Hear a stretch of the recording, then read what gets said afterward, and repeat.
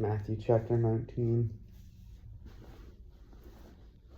Now when Jesus had finished saying these things, he left Galilee and went into the part of Judea that is beyond the Jordan. And great throngs accompanied him, and he cured them there. And Pharisees came to him and put him to the test by asking, "Is it lawful and right to diminish and repudiate and divorce one's wife for any and every cause?" He replied, "Have you never read that he who made them from the beginning made them male and female, and said, 'For this reason a man shall leave his father and mother, and shall be united firmly, joined inseparably to his wife, and the two shall become one flesh.'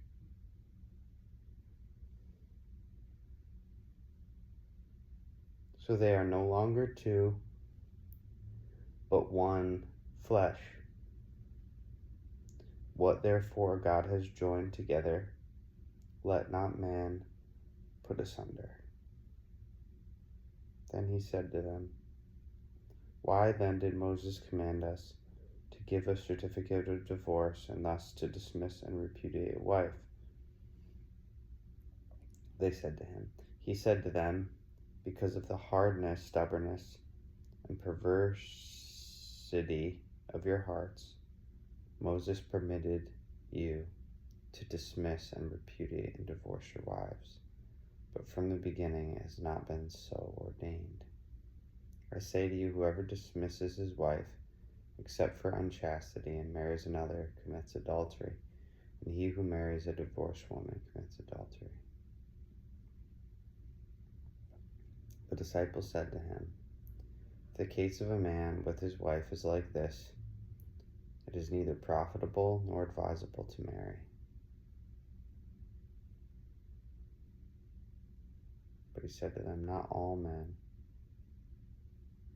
can accept this saying, but it is for those to whom the capacity to receive it has been given. For there are eunuchs who have been born incapable of marriage, and there are eunuchs who have also been made so by men. And there are eunuchs who have made themselves incapable of marriage for the sake of the kingdom of heaven. Let him who is able to accept this accept it."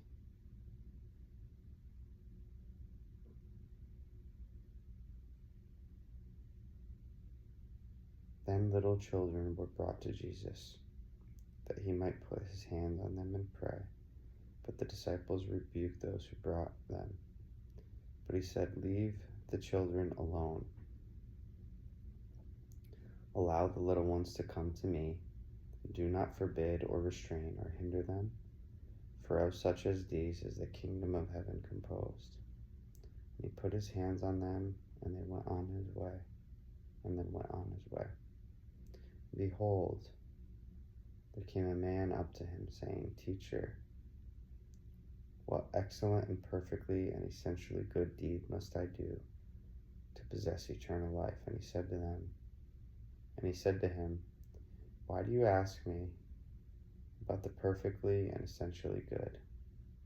There is only one who is good, perfectly and essentially, God. If you would enter into the life, you must continually keep the commandments." He said to him, "What sort of commandments, or which ones?" Jesus answered, "You shall not kill, you shall not commit adultery, you shall not steal, you shall not bear false witness. Honor your mother and your father, and you shall love your neighbor as you do yourself." The young man said, "I observed all of these from my youth. What do I still lack?"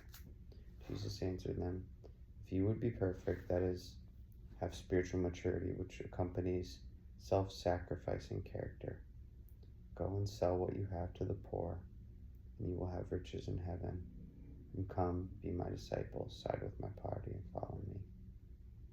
But when the young man heard this, he went away sad, grieved, and in much distress, for he had great possessions.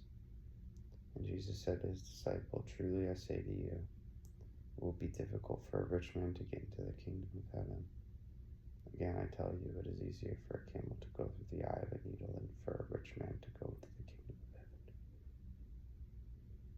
of When the disciples heard this, they were utterly puzzled, astonished, bewildered, saying, "Who can then be saved from eternal death?"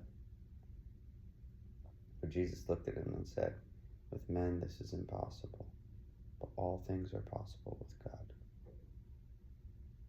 Then Peter answered him, saying, "Behold, we have left our all and have become your disciples, sided with your party and followed you.